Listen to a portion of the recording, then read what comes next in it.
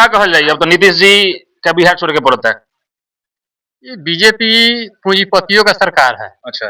ये गरीब के लिए नहीं है। और नीतीश जी थे गरीब के लिए। अच्छा। तो कहीं ना कहीं अपना बहुत चट चलाने के लिए ये सब बीजेपी के बहुत बड़ी चाल है, समझे ना। अब इस युग में गरीबों का राज नहीं रहेगा, अच्छा। सब अमीरों का ही राज चलेगा अब। सही था, लोग के साथ धोखा होगा। धोखा नहीं, अन्याय हो रहा है। अच्छा।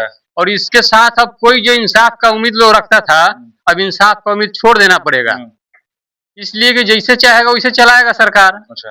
अब हम लोग का जो गरीबों का जो सरकार था अब नहीं रहा, ये बहुत भारी अफसोस की बात है। वोट दिला के अफसोस हो गया।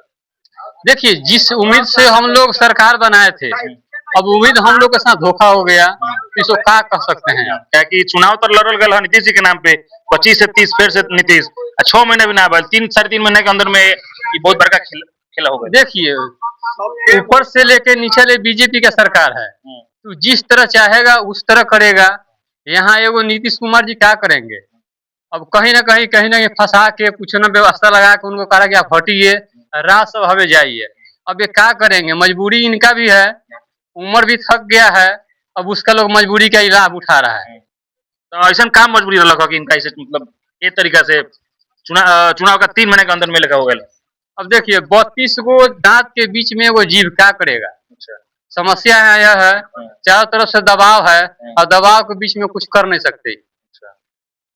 प्रेशर में गए ना, प्रेशर बहुत प्रेशर है इनके पास। मैंने ये अपना मर्जी से ना गए ना, अपना मर्जी, लेकिन कहते हैं कि हम अपना मर्जी से जाते नहीं, हमारे राष्ट्र बजाय के मन रखा।